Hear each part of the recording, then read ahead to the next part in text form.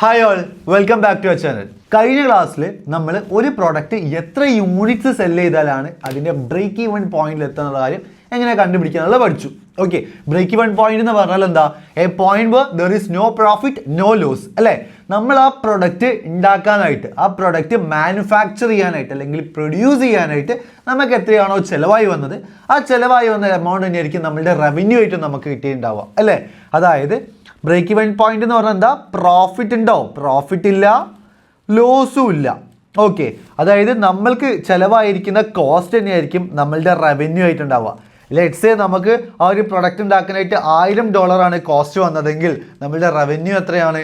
$1000 തന്നെയാണ്. ഒരു പ്രോഫിറ്റും ഇല്ല, ഒരു ലോസും ഇല്ല. ഈ ഒരു പോയിന്റിനാണ് നമ്മൾ ബ്രേക്ക് ഈവൻ പോയിന്റ് എന്ന് പറയാം. ഓക്കെ, ഇന്ന് നമ്മൾ പഠിക്കാൻ വേണ്ടി പോകുന്നത് പ്രോഫിറ്റ് പോയിന്റ് അനാലിസിസ് ആണ്. ബ്രേക്ക് ഈവൻ പോയിന്റ് അല്ല, പ്രോഫിറ്റ് പോയിന്റ് അനാലിസിസ് ആണ് പഠിക്കാൻ വേണ്ടി പോകുന്നത്. ഞാൻ ആ ഫ്ലോ ഒന്നുകൂടെ വരയ്ക്കാം. ഓക്കെ, നമ്മളുടെ സെയിൽസ് റവന്യൂവിൽ നിന്ന് വേരിയബിൾ കോസ്റ്റിനെ മൈനസ് ചെയ്യുമ്പോൾ നമുക്ക് എന്ത് കിട്ടും? നമുക്ക് കോൺട്രിബ്യൂഷൻ മാർജിൻ കിട്ടും. അതായത് സെയിൽസ് റവന്യൂ പെർ യൂണിറ്റിൽ നിന്നും variable cost per unit deduct ചെയ്യുമ്പോൾ നമുക്ക് കോൺട്രിബ്യൂഷൻ മാർജിൻ പെർ യൂണിറ്റ് കിട്ടും. ഈ കോൺട്രിബ്യൂഷൻ മാർജിൻ യൂസ് ചെയ്തിട്ടാണ് നമ്മളുടെ ഫിക്സഡ് കോസ്റ്റിനെ നമ്മൾ കവർ ചെയ്യുന്നത്. അങ്ങനെ നമ്മളുടെ ഫിക്സഡ് കോസ്റ്റിനും കവർ ചെയ്ത് കഴിഞ്ഞിട്ടുണ്ടെങ്കിൽ നമ്മളുടെ എല്ലാ വേരിയബിൾ കോസ്റ്റ് ഇവിടെ കവർ ചെയ്തു, ഫിക്സഡ് കോസ്റ്റ് കവർ ചെയ്തു, എല്ലാ കോസ്റ്റിനും കവർ ചെയ്തു. ഇനി ഇതിൻ്റെ മേലോട്ട് വരുന്ന എല്ലാ സെയിൽസ് റവന്യൂ നമുക്ക് എന്തായിരിക്കും? നമുക്കത് പ്രോഫിറ്റ് ആയിരിക്കും. നമ്മൾക്ക് ചിലവായിരിക്കുന്ന എല്ലാ കോസ്റ്റിനും കവർ ചെയ്ത് കഴിഞ്ഞ് ഇനി ബാക്കി വരുന്ന കോൺട്രിബ്യൂഷൻ മാർജിൻ മുഴുവൻ എന്തായിരിക്കും? നമ്മളുടെ പ്രോഫിറ്റ് ആയിരിക്കും. ഓക്കെ, സോ കഴിഞ്ഞ ക്ലാസ്സിൽ നമ്മൾ ബ്രേക്ക് ഈവൻ ഹിറ്റ് ചെയ്യുന്നതിനെ കുറിച്ച് പറഞ്ഞു അല്ലേ. ബ്രേക്ക് ഈവൻ ഹിറ്റ് ചെയ്യുക എന്ന് പറഞ്ഞെങ്കിൽ കോൺട്രിബ്യൂഷൻ മാർജിൻ യൂസ് ചെയ്തിട്ട് ഫിക്സഡ് കോസ്റ്റുകളെ ഫുള്ള് കവർ ചെയ്തെടുത്താൽ ബ്രേക്ക് ഈവൻ ആയി. അതിൻ്റെ ഫോർമുല എന്തായിരുന്നു? Fixed cost divided by contribution per unit, contribution margin per unit. എത്ര യൂണിറ്റ്സ് സെല് ചെയ്താലാണ് നമുക്ക് നമ്മളുടെ ബ്രേക്ക് ഈവൻ ഹിറ്റ് ചെയ്യാന്നാണ് ഈ ഒരു ഇക്വേഷനെ കൊണ്ട് ഉദ്ദേശിക്കുന്നത്. ഓക്കെ, ഈ ഒരു ക്വസ്റ്റ്യനിൽ അല്ലെങ്കിൽ ഈ ഒരു ടോപ്പിക്കിൻ്റെ അകത്ത് നമുക്ക് ഫിക്സഡ് കോസ്റ്റ് മാത്രം കവർ ചെയ്താൽ മതിയോ? നമുക്ക് നമ്മളുടെ ഡിസയേർഡ് പ്രോഫിറ്റും കൂടി കവർ ചെയ്യണം അല്ലേ. ഡിസയേർഡ് പ്രോഫിറ്റും കൂടി കവർ ചെയ്യണം. അങ്ങനെയാണെങ്കിൽ ഈ കോൺട്രിബ്യൂഷൻ മാർജിൻ യൂസ് ചെയ്തിട്ട് ഫിക്സഡ് കോസ്റ്റ് മാത്രമാണ് അവിടെ കവർ ചെയ്യുന്നത്? അല്ല, ആ ഫിക്സഡ് കോസ്റ്റിൻ്റെ കൂടെ നമ്മളുടെ ഡിസയേർഡ് പ്രോഫിറ്റും കൂടി നമ്മൾ കവർ ചെയ്യണം. അപ്പോൾ നമ്മൾ ഇക്വേഷൻ എങ്ങനെ മാറ്റും? Fixed cost plus profit divided by contribution per unit. അതായത് കോൺട്രിബ്യൂഷൻ പെർ യൂണിറ്റ് യൂസ് ചെയ്തിട്ട് അല്ലെങ്കിൽ നമ്മൾ ജനറേറ്റ് ചെയ്തിരിക്കുന്ന കോൺട്രിബ്യൂഷൻ മാർജിൻ യൂസ് ചെയ്തിട്ട് നമുക്ക് ഫിക്സഡ് കോസ്റ്റ് കവർ ചെയ്യണം, നമ്മളുടെ പ്രോഫിറ്റും കവർ ചെയ്യണം. ഇതാണ് നമ്മളുടെ ഇക്വേഷൻ. സിമ്പിൾ അല്ലേ? നേരത്തെ നിന്ന് എന്തേ വ്യത്യാസമുള്ളൂ? ഈ ഒരു പ്രോഫിറ്റും കൂടി ഇവിടെ നമ്മൾ ആഡ് ചെയ്തു. ഇത് മാത്രമേ വ്യത്യാസമുള്ളൂ. ഓക്കെ, ഇനി സെയിൽസ് റവന്യൂവിൻ്റെ കേസിലേക്ക് വരുമ്പോഴും സെയിം തന്നെ. Fixed cost plus profit divided by contribution margin ratio. എത്ര സെയിൽസ് റവന്യൂ ഹിറ്റ് ചെയ്താലാണ് നമ്മൾ ഉദ്ദേശിക്കുന്ന പ്രോഫിറ്റ് നമുക്ക് കിട്ടുള്ളൂ. അതായത് എത്ര സെയിൽസ് റവന്യൂ വന്നാലാണ് നമ്മളുടെ ഫിക്സഡ് കോസ്റ്റിനെയും കവർ ചെയ്ത് നമ്മൾക്ക് ആവശ്യമുള്ള പ്രോഫിറ്റിലേക്ക് നമുക്ക് എത്തിച്ചേരാൻ വേണ്ടി പറ്റുള്ളൂ. അതിനെന്താണ് equation? Fixed cost plus profit divided by contribution margin ratio. കഴിഞ്ഞതിൽ പഠിച്ച സെയിം കാര്യം തന്നെയാണ് ഇതിൻ്റെ കൂടെ ന്യൂമറേറ്ററിൽ ഒരു പ്രോഫിറ്റും കൂടിയും ആഡ് ചെയ്യുന്നുണ്ടെന്നുള്ള കാര്യം മാത്രമേ ഇവിടെ ഡിഫറൻസ് ആയിട്ട് വരുന്നുള്ളൂ. ഓക്കെ, പിന്നെ ഇതിൻ്റെ അകത്ത് നമ്മളോട് ശ്രദ്ധിക്കേണ്ടത്, ക്വസ്റ്റ്യനിൽ തരിക നമ്മളുടെ സെയിൽസ് റവന്യൂവിൽ നിന്ന് വേരിയബിൾ കോസ്റ്റിനെ മൈനസ് ചെയ്യുമ്പോൾ നമുക്ക് എന്ത് കിട്ടും? നമുക്ക് കോൺട്രിബ്യൂഷൻ മാർജിൻ കിട്ടും. ആ കോൺട്രിബ്യൂഷൻ മാർജിൻ യൂസ് ചെയ്തിട്ടാണ് നമ്മളുടെ ഫിക്സഡ് കോസ്റ്റിനെ നമ്മൾ കവർ ചെയ്യുന്നത്. അങ്ങനെ നമ്മളുടെ ഫിക്സഡ് കോസ്റ്റിനെയും കവർ ചെയ്തിട്ടുണ്ടെങ്കിൽ ബാക്കി വരുന്ന റവന്യൂ ഒക്കെ എന്താണ്? നമ്മളുടെ പ്രോഫിറ്റാണ്. ബാക്കി വരുന്ന റവന്യൂ ഒക്കെ നമ്മളുടെ പ്രോഫിറ്റാണ്. ഈ പ്രോഫിറ്റിൽ നമ്മൾ എന്ത് ചെയ്യും? ഈ പ്രോഫിറ്റ് ജനറേറ്റ് ചെയ്താൽ നമ്മൾ ടാക്സ് അടിക്കണ്ടേ? അങ്ങനെ ഈ പ്രോഫിറ്റിൽ നിന്നും സെർട്ടൻ പെർസെൻറ്റേജ് നമ്മൾ ടാക്സ് ആയിട്ട് ഡിഡക്റ്റ് ചെയ്യും. ബാക്കി വരുന്നതാണ് നമുക്ക് ശരിക്കുമുള്ള നമ്മൾക്ക് കിട്ടുന്ന പ്രോഫിറ്റ് എന്ന് പറഞ്ഞിട്ടുണ്ടെങ്കിൽ. ഓക്കെ, ലെറ്റ്സ് സേ നമ്മളിവിടെ ഒരു 1,00,000 നമ്മൾ പ്രോഫിറ്റ് ഉണ്ടാക്കി, 40% ടാക്സ് എന്ന് പറഞ്ഞിട്ടുണ്ടെങ്കിൽ 40% ടാക്സ്, അതായത് 40,000 ടാക്സ് ആയിട്ട് പോകും. ബാക്കി നമ്മളുടെ അടുത്ത് കിട്ടുന്ന പ്രോഫിറ്റ് എത്രയായിരിക്കും? 60,000 ആയിരിക്കും. 60K ആയിരിക്കും. സോറി, ഈ K ഒന്ന് കട്ട് ചെയ്തോ. 100Kൻ്റെ 40% 40,000 നമ്മൾ ടാക്സ് ആയിട്ട് കൊടുത്തു. ഓക്കെ, ഇവിടെ 100K ആണ് നമ്മളുടെ പ്രോഫിറ്റ് ആയിട്ടുള്ളത്. അതിൽ ടാക്സ് ആയിട്ട് നമ്മൾ എത്ര കൊടുത്തു? 40K കൊടുത്തു. 40K ടാക്സ് ആയിട്ട് കൊടുത്തു. ബാക്കി നമ്മളുടെ അടുത്ത് പ്രോഫിറ്റ് ആയിട്ട് എത്രയേ കിട്ടുള്ളൂ? നമുക്ക് അടുത്ത് 60,000 പ്രോഫിറ്റ് ആയിട്ട് കിട്ടുള്ളൂ. ഓക്കെ, ഇതെല്ലാവരും അറിഞ്ഞിരിക്കുക, ബേസിക് ആയിട്ടുള്ള നോളജാണ്. ആൻഡ് ഞാൻ നേരത്തെ പറഞ്ഞ ഇക്വേഷൻ ഒന്നുകൂടെ എല്ലാവരും ഒന്ന് നോക്കുക, ശ്രദ്ധിച്ച് നോക്കുക. നമ്മൾ എങ്ങനെയാണ് ഇക്വേഷൻ എഴുതുക? അതിൻ്റെ അകത്ത് fixed cost plus profit divided by contribution per unit, ഇങ്ങനെയല്ല ഇക്വേഷൻ നമ്മൾ എഴുതിയത്. ഇതിൻ്റെ അകത്തുള്ള ഈ പ്രോഫിറ്റ് എന്ന് പറയുന്നത് ആഫ്റ്റർ ടാക്സ് പ്രോഫിറ്റ് അല്ല, ബിഫോർ ടാക്സ് പ്രോഫിറ്റ് ആണ്. ഓക്കെ, ഇതെന്താണ്? ബിഫോർ ടാക്സ് പ്രോഫിറ്റ് ആണ് നമ്മൾക്ക് ഈ ഇക്വേഷനിൽ എഴുതേണ്ടത്, ബിഫോർ ടാക്സ് പ്രോഫിറ്റ്. ഓക്കെ, പക്ഷേ ഇവിടുത്തെ പ്രശ്നം എന്താണെന്ന് വെച്ചിട്ടുണ്ടെങ്കിൽ എല്ലാ ക്വസ്റ്റ്യനിലും നമുക്ക് തരിക നമ്മളുടെ ഡിസയേർഡ് ആഫ്റ്റർ ടാക്സ് പ്രോഫിറ്റ് എന്ന് പറഞ്ഞിട്ടാണ് ക്വസ്റ്റ്യൻ്റെ അകത്ത് തരിക. ഓക്കെ, അപ്പോൾ ഇവിടെ ലെറ്റ്സ് സേ ഇതൊന്നും നമുക്ക് അറിയില്ല, ഇവിടെ 100K ആണ് ഈ പ്രോഫിറ്റ് എന്നൊന്നും നമുക്കറിയില്ല. ഓക്കെ, നമ്മളോട് ക്വസ്റ്റ്യനിൽ ആകെ എന്ത് മാത്രമേ പറഞ്ഞിട്ടുള്ളൂ? നമ്മളുടെ ഡിസയേർഡ് ആഫ്റ്റർ ടാക്സ് പ്രോഫിറ്റ് 60,000 ആണെന്ന് മാത്രമേ എന്ത് പറഞ്ഞിട്ടുള്ളൂ? ക്വസ്റ്റ്യൻ്റെ അകത്ത് പറഞ്ഞിട്ടുള്ളൂ. ഓക്കെ, ആൻഡ് വേറൊരു കാര്യം കൂടി ക്വസ്റ്റ്യനിൽ തരും, നമ്മളുടെ ടാക്സിൻ്റെ പെർസെൻറ്റേജ് അത് 40% ആണെന്നും ക്വസ്റ്റ്യനിൽ തരും. അപ്പോൾ ഈ ക്വസ്റ്റ്യൻ, ഈ ഒരു ഇക്വേഷനിൽ പ്രോഫിറ്റിൻ്റെ അവിടെ നമ്മൾ എന്താ എഴുതേണ്ടത്? ബിഫോർ ടാക്സ് പ്രോഫിറ്റ് അല്ലേ ക്വസ്റ്റ്യൻ്റെ അവിടെ എഴുതുന്നത്? ക്വസ്റ്റ്യനിൽ നമുക്ക് തന്നത് എന്താണ്? ആഫ്റ്റർ ടാക്സ് ആണ്. സോ ഈ രണ്ട് ഡാറ്റ ഉപയോഗിച്ചിട്ട് ബിഫോർ ടാക്സ് പ്രോഫിറ്റ് നമ്മൾ കണ്ടുപിടിക്കണം. അങ്ങനെ കണ്ടുപിടിച്ചിട്ട് ക്വസ്റ്റ്യനിൽ ഈ ഒരു പ്രോഫിറ്റിൻ്റെ സ്ഥലത്ത് അത് എഴുതണം. ഓക്കെ, മനസ്സിലായോ? ഇക്വേഷനിൽ പ്രോഫിറ്റിൻ്റെ സ്ഥലത്ത് അത് എഴുതണം. സോ ഈ രണ്ട് ഡാറ്റ ഉപയോഗിച്ചിട്ട്, അതായത് ആഫ്റ്റർ ടാക്സ് പ്രോഫിറ്റ് പിന്നെ ടാക്സിൻ്റെ പെർസെൻറ്റേജും യൂസ് ചെയ്തിട്ട് ബിഫോർ ടാക്സ് പ്രോഫിറ്റ് എങ്ങനെ കണ്ടുപിടിക്കാമെന്ന് നമുക്ക് നോക്കാം. ഓക്കെ, ബിഫോർ ടാക്സ് പ്രോഫിറ്റ് എങ്ങനെ കണ്ടുപിടിക്കാമെന്ന് നമുക്ക് നോക്കാം. ഓക്കെ, സോ അതിനായിട്ട് നമ്മൾ എന്ത് എഴുതണം? ആദ്യം നമുക്ക് കണ്ടുപിടിക്കേണ്ട ബിഫോർ ടാക്സ് പ്രോഫിറ്റിനെ എക്സ് ആക്കി എടുക്കുക. ഇൻടു 40% ടാക്സിൻ്റെ പെർസെൻറ്റേജ്. ആലോചിച്ച് നോക്ക്, പ്രോഫിറ്റിൽ നിന്നും 40% ടാക്സ് ആയിട്ട് നമ്മൾ കൊടുത്തു. ബാക്കി നമ്മളുടെ അടുത്ത് റിയൽ ആയിട്ട് എത്ര പ്രോഫിറ്റ് ഉണ്ടാവും? എത്ര പെർസെൻറ്റേജ് ഉണ്ടാവും? 60% അല്ലേ നമ്മളുടെ അടുത്ത് ഉണ്ടാവുള്ളൂ. 40% ടാക്സ് കൊടുത്താൽ ബാക്കി 60% നമ്മളുടെ അടുത്ത് പ്രോഫിറ്റ് ആയിട്ട് ഉണ്ടാവുള്ളൂ. സോ 60%. ഇതാണ് എന്ത്? നമ്മളുടെ ഡിസയേർഡ് പ്രോഫിറ്റായ 60,000. മനസ്സിലായോ? നമ്മളുടെ റിയൽ പ്രോഫിറ്റിൽ നിന്നും ടാക്സ് ഡിഡക്റ്റ് ചെയ്ത് ബാക്കിയുള്ളതല്ലേ നമ്മളുടെ ഡിസൈഡ് പ്രോഫിറ്റ് എന്ന് പറയുന്നെങ്കിൽ അത് എത്രയാണ്? അത് 60,000 ആണ്. So X is equal to 60,000 ഇവിടെ മൾട്ടിപ്ലൈ ചെയ്യുന്നത് ഈക്വൽ ടുവിൻ്റെ അപ്പുറത്തേക്ക് പോകുമ്പോൾ എന്താവും? ഡിവൈഡ് ആവും. 60,000 ഡിവൈഡഡ് ബൈ 0.06 എത്ര കിട്ടും? 0.6, സോറി അല്ല 0.6 അല്ല 0.6 ഈക്വൽ ടു എത്ര കിട്ടി? 1 lakh എന്ന് കിട്ടി, 100,000 കിട്ടി. നമ്മൾ നേരത്തെ എഴുതിയത് തന്നെ ഇവിടെ കിട്ടി. മനസ്സിലായോ ഇതെങ്ങനെ കിട്ടിയെന്ന്? ഓക്കെ, ഈ 100,000ൻ്റെ 60% നമ്മൾക്ക് റിയൽ ആയിട്ടുള്ള നമ്മളുടെ ഡിസൈഡ് പ്രോഫിറ്റ്. ഓക്കെ, സോ അത് നേരെ തിരിച്ചെഴുതിയാൽ മതി. അതായത് ഈ 100,000 നമ്മൾ എക്സ് ആക്കി എടുത്തു. ഓക്കെ, അതിൻ്റെ 60% എന്ത്? ഈ പ്രോഫിറ്റ് എന്ന് പറയുന്നത്. ഓക്കെ, സോ എക്സിൻ്റെ 60% നമ്മളുടെ ഡിസൈഡ് ആയിട്ടുള്ള 60,000, അതായത് നമ്മളുടെ ഡിസൈഡ് പ്രോഫിറ്റ്. അങ്ങനെയാണ് എക്സിൻ്റെ വാല്യൂ കണ്ടുപിടിക്കുക. അതാണ് നമ്മളുടെ ബിഫോർ ടാക്സ് പ്രോഫിറ്റ്. ഈ ബിഫോർ ടാക്സ് പ്രോഫിറ്റ് ആണ് ഈ ഇക്വേഷനിൽ നമ്മൾ എഴുതേണ്ടത്. എല്ലാവർക്കും ക്ലിയർ ആണോ? എല്ലാവരും പോയി തെറ്റിക്കുന്ന ഒരു ഏരിയ ആണ്. എല്ലാവരും എന്ത് ചെയ്യും? ആഫ്റ്റർ ടാക്സ് പ്രോഫിറ്റ് ഡയറക്റ്റ്ലി അവിടെ എഴുതിപ്പോവും. അത് ഒരിക്കലും ചെയ്യരുത്. എപ്പോഴും എന്ത് ചെയ്യുക? ശ്രദ്ധിക്കുക, ക്വസ്റ്റ്യനിൽ തരുന്നത് ആഫ്റ്റർ ടാക്സ് പ്രോഫിറ്റ് ആണെങ്കിൽ നമ്മൾ അതിൻ്റെ ബിഫോർ ടാക്സ് പ്രോഫിറ്റ് കണ്ടുപിടിച്ചിട്ട് വേണം ഇക്വേഷനിൽ അപ്ലൈ ചെയ്യാൻ വേണ്ടിയിട്ട്. ക്ലിയർ ആണോ? ക്ലിയർ ആണെങ്കിൽ നമുക്ക് ക്വസ്റ്റ്യനിലേക്ക് മൂവ് ചെയ്യാം. ഓക്കെ, ഫസ്റ്റത്തെ question. A detergent company sells large containers of industrial cleaner at a selling price of 12. Selling price 12. Okay. Then, okay, now ഇവിടെ ഒന്ന് എഴുതട്ടെ. Selling price 12. Okay. Each container of cleaning requires 4.5 of cleaner requires 4.5 of direct materials. അതായത് നമ്മളുടെ variable കോസ്റ്റുകൾ ആ ക്വസ്റ്റ്യനിൽ തന്നത് 4.5 ഉണ്ട്, direct labour ആയിട്ട് 2.5 ഉണ്ട്, വേരിയബിൾ ഓവർ ഹെഡ് ആയിട്ട് 1 ഉണ്ട്. ഇത് ഫുൾ ആഡ് ചെയ്താൽ എത്ര കിട്ടും? 4.5 പ്ലസ് 2.5 പ്ലസ് 1 ദാറ്റ് ഈസ് 8. അപ്പോൾ നമ്മളുടെ വേരിയബിൾ കോസ്റ്റ് കിട്ടി പെർ യൂണിറ്റ് 8 ആണ്. ഓക്കെ, അപ്പോൾ നമ്മളുടെ കോൺട്രിബ്യൂഷൻ മാർജിൻ എന്താ? Selling price minus variable cost that is contribution margin എന്ന് പറയുന്നത് 4 ആണ്. ഓക്കെ, ഈ കോൺട്രിബ്യൂഷൻ മാർജിൻ യൂസ് ചെയ്തിട്ടല്ലേ നമ്മളുടെ ഫിക്സഡ് കോസ്റ്റ് നമ്മൾ കവർ ചെയ്യേണ്ടത്. The company has total fixed cost of 2 million and an income tax rate of 40%. Tax rate വന്നിട്ടുണ്ട്. Management has set a goal to achieve a targeted after tax. ശ്രദ്ധിച്ചോടെ after tax target അല്ലെങ്കിൽ profit ആണ് ക്വസ്റ്റ്യനിൽ തരുന്നത്. അപ്പം നമ്മൾ എന്ത് കണ്ടുപിടിക്കണം? നമ്മൾ ബിഫോർ ടാക്സ് കണ്ടുപിടിക്കണം. കാരണം ഇക്വേഷനിൽ ബിഫോർ ടാക്സ് ആണ് നമ്മൾ അപ്ലൈ ചെയ്യേണ്ടത്. Okay, so after tax net income of 2.4 million. 2.4 മില്യൻ്റെ ആഫ്റ്റർ ടാക്സ് നെറ്റ് ഇൻകം വേണം. അപ്പം നമ്മളുടെ ഇതിൻ്റെ ഇക്വേഷൻ എന്താ ചോദിക്കുന്നത്? ക്വസ്റ്റ്യൻ എന്താ ചോദിക്കുന്നത്? ആദ്യം നോക്കാം.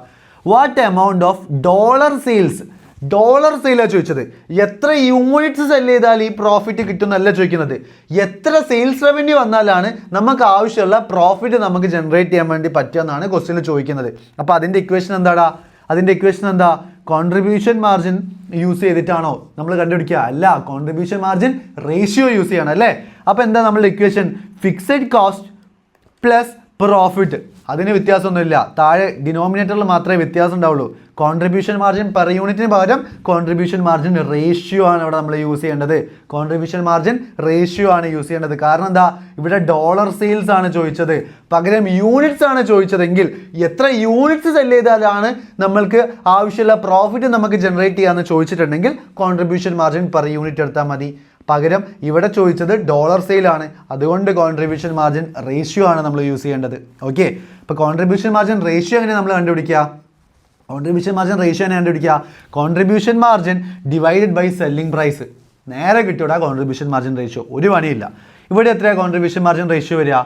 4/12 അല്ലേ. 4/12 എന്ന് പറഞ്ഞാൽ എത്രയാ? 4 ഡിവൈഡ് ബൈ 12 ദാറ്റ് ഈസ് 0.33 എന്ന് കിട്ടും. 0.33 ഇതാണ് നമ്മളുടെ കോൺട്രിബ്യൂഷൻ മാർജിൻ റേഷ്യോ എന്ന് പറയുന്നത്. ക്ലിയർ ആണോ? അങ്ങനെയാണെങ്കിൽ ഈ കോൺട്രിബ്യൂഷൻ മാർജിൻ റേഷ്യോ ഉപയോഗിച്ചിട്ട് നമ്മൾ കവർ ചെയ്യേണ്ടത് എന്തൊക്കെയാണ്? ഫിക്സഡ് കോസ്റ്റും ബിഫോർ ടാക്സ് പ്രോഫിറ്റും. ഫിക്സഡ് കോസ്റ്റ് ഇവിടെ എത്രയാടാ? ഫിക്സഡ് കോസ്റ്റ് എന്ന് പറഞ്ഞാൽ എത്രയാണ്? ക്വസ്റ്റ്യൻ ഡയറക്റ്റ്ലി തന്നിട്ടുണ്ട് 2 മില്യൺ ആണ്. ബിഫോർ ടാക്സ് പ്രോഫിറ്റ് എത്രയാണ് വരുന്നത്? ബിഫോർ ടാക്സ് പ്രോഫിറ്റ് എങ്ങനെയാണ് കണ്ടുപിടിക്കുക? നമ്മൾക്ക് ആഫ്റ്റർ ടാക്സ് പ്രോഫിറ്റ് കിട്ടിയിട്ടുണ്ട് ക്വസ്റ്റ്യനിൽ. അത് എത്രയാണ്? ആഫ്റ്റർ ടാക്സ് പ്രോഫിറ്റ് 2.4 മില്യൺ ആണ്. അപ്പോൾ ബിഫോർ ടാക്സ് പ്രോഫിറ്റ് നമ്മൾ എക്സ് ആക്കി എടുക്കുക ഇൻറ്റു എത്ര പെർസെൻറ്റേജ് ആണ് ടാക്സ് ആയിട്ട് പോകുന്നത്?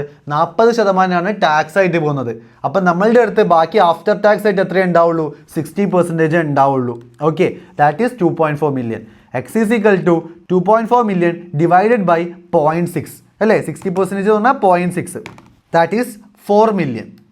അതായത് 4 മില്യൺ നമ്മൾക്ക് ബിഫോർ ടാക്സ് പ്രോഫിറ്റ് ഉണ്ടായിരുന്നു. അതിൽ നിന്നും 40% ടാക്സ് ഡിഡക്റ്റ് ചെയ്ത് ബാക്കി നമ്മളുടെ ടൈമിൽ ഡിസൈഡ് ആയിട്ട് എത്രയാണ് പ്രോഫിറ്റ് വേണ്ടത്? 2.4 മില്യൺ ആണ് വേണ്ടത്. ഓക്കെ, സോ ടാക്സ് അടയ്ക്കുന്നതിന് മുന്നേ നമ്മളുടെ അടുത്ത് 4 മില്യൺ ഉണ്ടായിരുന്നു പ്രോഫിറ്റ്. ടാക്സ് അടച്ചതിന് ശേഷം നമ്മളുടെ അടുത്ത് എത്രയാണ് ഡിസൈഡ് പ്രോഫിറ്റ് ആയിട്ട് വേണ്ടത്? 2.4 മില്യൺ ആണ്. 2.4 മില്യൺ ആണ്. ആ കൺസെപ്റ്റ് എല്ലാവർക്കും മനസ്സിലായോ? അതായത് നമ്മളുടെ കൈമൽ ശരിക്കും നമ്മൾ ഡിസയർ ചെയ്യുന്ന പ്രോഫിറ്റ് 2.4 മില്യൺ ആണ്. അങ്ങനെ 2.4 മില്യൺ നമ്മളുടെ കൈമൽ കിട്ടണമെങ്കിൽ, ടാക്സ് അടച്ചതിന് ശേഷം നമ്മളുടെ കൈമൽ കിട്ടണമെങ്കിൽ ടാക്സിൻ്റെ മുന്നേ എത്ര വേണം പ്രോഫിറ്റ് ആയിട്ട്? ടാക്സിൻ്റെ മുന്നേ എത്ര വേണം? 4 മില്യൺ പ്രോഫിറ്റ് ആയിട്ട് വേണം. മനസ്സിലായോ? So before tax profit is 4 million. ഇതെല്ലാവർക്കും ക്ലിയർ ആണോ? അതായത് ക്വസ്റ്റ്യൻ്റെ അകത്ത് പ്രോഫിറ്റ് തരും, ദെൻ ആഫ്റ്റർ ടാക്സ് പ്രോഫിറ്റ് തരും. ക്വസ്റ്റ്യൻ്റെ അകത്ത് ഇത്രയേ തരുള്ളൂ. ടാക്സ് ഒക്കെ കൊടുത്തതിന് ശേഷം നമ്മളുടെ അടുത്ത് എത്ര പ്രോഫിറ്റ് വേണമെന്നാണ് പറഞ്ഞത്? 2.4 മില്യൺ വേണമെന്നാണ് പറഞ്ഞത്. അങ്ങനെ ടാക്സ് ഒക്കെ അടച്ചതിന് ശേഷം നമ്മളുടെ അടുത്ത് 2.4 മില്യൺ പ്രോഫിറ്റ് വേണമെങ്കിൽ ടാക്സ് അടയ്ക്കുന്നതിന് മുന്നേ നമ്മളുടെ അടുത്ത് എത്ര പ്രോഫിറ്റ് വേണം? 4 മില്യൺ വേണം.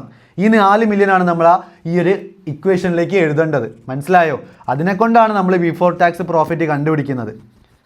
ഓക്കെ, അതിനെക്കൊണ്ടാണ് നമ്മൾ ബിഫോർ ടാക്സ് പ്രോഫിറ്റ് കണ്ടുപിടിക്കുന്നത്. ഓക്കെ, സോ ഫിക്സഡ് കോസ്റ്റ് എല്ലാ ഇക്വേഷനിലുള്ള എല്ലാ കാര്യങ്ങളും എഴുതാം. ഫിക്സഡ് കോസ്റ്റ് എത്രയാണ്? 2 മില്യൺ ആണ്. പ്രോഫിറ്റ് ബിഫോർ ടാക്സ് പ്രോഫിറ്റ് എത്രയാണ്? 4 മില്യൺ ആണ്. Divide by contribution margin ratio 0.33 ആണ്. ഓക്കെ, 0.33 എന്നല്ല, ഇതിങ്ങനെ പോകുന്നുണ്ട്. 3 എന്ന് പറഞ്ഞിട്ട് ഇങ്ങനെ പോകുന്നുണ്ട്. ഓക്കെ, 3 ഓക്കെ, അങ്ങനെ പോകുന്നുണ്ട്. ഓക്കെ, ജസ്റ്റ് നമുക്കൊരു 3 ഇടാം. ഓക്കെ, അപ്പോൾ 2 മില്യൺ പ്ലസ് 4 മില്യൺ എത്രയാടാ? 6 മില്യൺ അല്ലേ. 6 million divided by 0.333 equal to 180000180 എന്ന് കിട്ടും. ഓക്കെ, അത് നമുക്ക് എന്തായിട്ട് ചുരുക്കാം? അതിന് നമുക്ക് എന്തായിട്ട് ചുരുക്കാം? നമുക്ക് എത്രയാ വരുന്നത്? ഇത് കുറേ ഉണ്ട് അല്ലേ, കുറേ സംഖ്യ ഉണ്ടല്ലോ. 18 മില്യൺ അല്ലേ? 18 മില്യൺ റൗണ്ട് ചെയ്തിട്ട് നമുക്ക് എത്ര പറയാം? 18 മില്യൺ എന്ന് പറയാം. ഓക്കെ, സോ 18 മില്യൺ നമുക്ക് സെയിൽസ് റവന്യൂ ആയിട്ട് ഹിറ്റ് ചെയ്താൽ മാത്രമേ, സെയിൽസ് റവന്യൂ ആയിട്ട് കിട്ടിയാൽ മാത്രമേ ആഫ്റ്റർ ടാക്സ് പ്രോഫിറ്റ് ആയിട്ട് നമുക്ക് 2.4 മില്യൺ ജനറേറ്റ് ചെയ്യാൻ വേണ്ടി പറ്റുള്ളൂ. ഓക്കെ, 18 മില്യൺ നമുക്ക് സെയിൽസ് റവന്യൂ ഉണ്ടായാൽ മാത്രമേ വേരിയബിൾ കോസ്റ്റ് കവർ ചെയ്ത് ഫിക്സഡ് കോസ്റ്റ് കവർ ചെയ്ത് ടാക്സ് അടച്ച് നമ്മളുടെ അടുത്ത് ആഫ്റ്റർ ടാക്സ് പ്രോഫിറ്റ് ആയിട്ട് 2.4 മില്യൺ നമുക്ക് ജനറേറ്റ് ചെയ്യാൻ വേണ്ടി പറ്റുള്ളൂ. ഇതാണ് ക്വസ്റ്റ്യനെ കൊണ്ട് ഉദ്ദേശിക്കുന്നത്. എല്ലാവർക്കും ക്ലിയർ ആണോ? എല്ലാവർക്കും ക്ലിയർ ആണെങ്കിൽ നമുക്ക് നെക്സ്റ്റ് ക്വസ്റ്റ്യനിലേക്ക് മൂവ് ചെയ്യാം. ഓക്കെ, ഈ ക്വസ്റ്റ്യൻ്റെ അകത്ത് എന്താ പറയുന്നതെന്നും കൂടി നോക്കാം. Last, the number of units the company has to sell in order to earn 10% before tax return on sale. ഇവിടെ ബിഫോർ ടാക്സ് റിട്ടേൺ ആണ് ക്വസ്റ്റ്യനിൽ ചോദിക്കുന്നത്. ഓക്കെ, അപ്പം ക്വസ്റ്റ്യൻ എന്തൊക്കെയാണ് പറയുന്നത്? A company that sells it single product for $40 per unit. അതായത് നമ്മളുടെ selling price, ഒരു യൂണിറ്റിൻ്റെ സെല്ലിംഗ് പ്രൈസ് എത്രയാണ്? 40 ആണ്. അതായത് ഒരു യൂണിറ്റിൻ്റെ സെയിൽസ് റവന്യൂ എന്ന് പറയുന്നത് $40 ആണ്. Okay, the company after tax net income for the past year was എത്രയാണ്? 1188,000. കഴിഞ്ഞ വർഷത്തെ നമ്മളുടെ after tax profit net income ആണെന്ത്? 1188,000. ആൻഡ് നമ്മളുടെ ടാക്സ് എന്ന് പറയുന്നത് 40% ആണ്. ഓക്കെ, ടാക്സ് എന്ന് പറയുന്നത് 40% ആണ്. The projected cost for manufacturing and selling it's single product in the coming year are shown as below. അപ്പോൾ താഴെ വരുന്ന വർഷത്തെ പ്രൊജക്റ്റഡ് കോസ്റ്റുകൾ തന്നിട്ടുണ്ട്. ഇതിനകത്ത് വേരിയബിൾ കോസ്റ്റുകൾ കൊടുത്തത് എന്തൊക്കെയാണ്?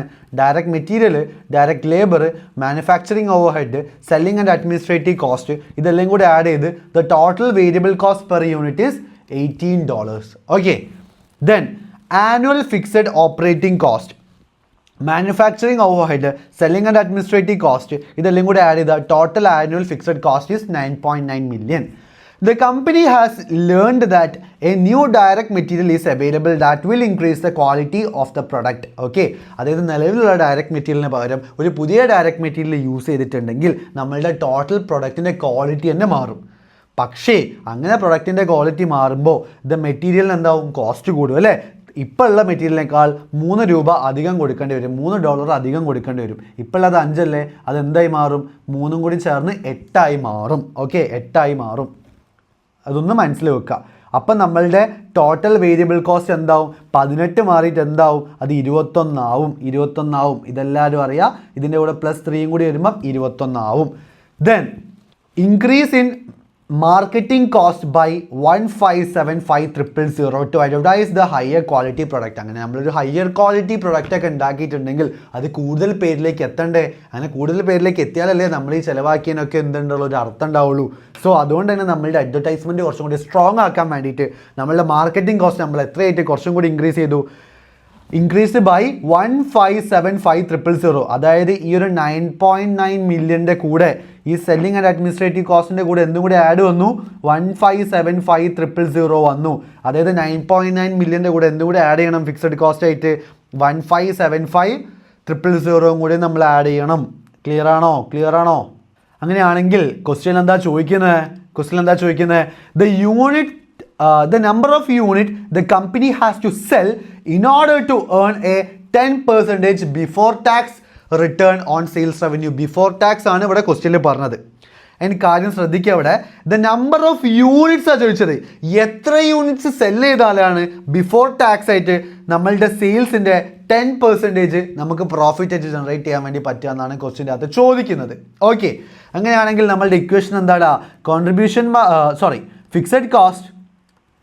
Fixed cost plus profit divided by contribution margin per unit. എന്തുകൊണ്ടാണ് ഞാൻ കോൺട്രിബ്യൂഷൻ മാർജിൻ പെർ യൂണിറ്റ് ഇവിടെ എഴുതാൻ വേണ്ടി കാരണം ക്വസ്റ്റ്യൻ്റെ അകത്ത് ചോദിച്ചത് the number of units the company, എത്ര യൂണിറ്റ്സ് സെല് ചെയ്താലാണ് നമ്മൾക്ക് ആവശ്യമുള്ള പ്രോഫിറ്റ് ജനറേറ്റ് ചെയ്യാമെന്നാണ് ചോദിക്കുന്നത്.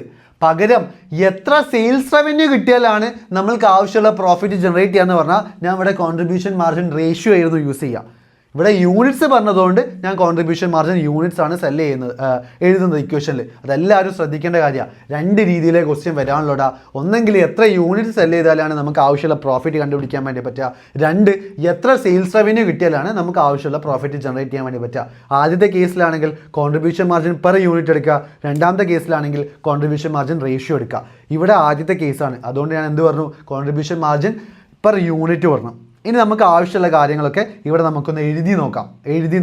ഓക്കെ, അപ്പോൾ നമ്മളുടെ ഫിക്സഡ് കോസ്റ്റ് എന്ന് പറഞ്ഞാൽ എന്തൊക്കെയാണ്, 9.9 മില്യൺ പ്ലസ് ഈ ഒരു കോസ്റ്റും കൂടി വരൂലേ, 1575000 കൂടി വരൂലേ.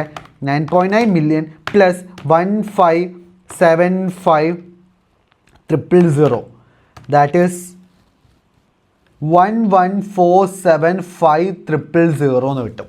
ഓക്കെ, 000 എന്ന് കിട്ടും. പ്ലസ് പ്രോഫിറ്റ് എത്രയാണെന്ന് നമുക്കിവിടെ അറിയോ? ഇവിടെ എന്താ ക്വസ്റ്റ്യനിൽ പറയുന്നത്, സെയിൽസിൻ്റെ 10% ആണ് പ്രോഫിറ്റ് എന്ന് മാത്രമേ പറയുന്നത്. സെയിൽസിൻ്റെ 10% ആണ് നമ്മളുടെ ഡിസൈഡ് ആയിട്ടുള്ള ബിഫോർ ടാക്സ് പ്രോഫിറ്റ്. പക്ഷേ നമുക്കിവിടെ എന്താ പറഞ്ഞിരിക്കുന്നത്, ഞാൻ നേരത്തെ പറയാനൊരു കാര്യം വിട്ടുപോയി, ഇവിടെ ഒരു സെൻറ്റൻസ് കൂടി ഉണ്ട്.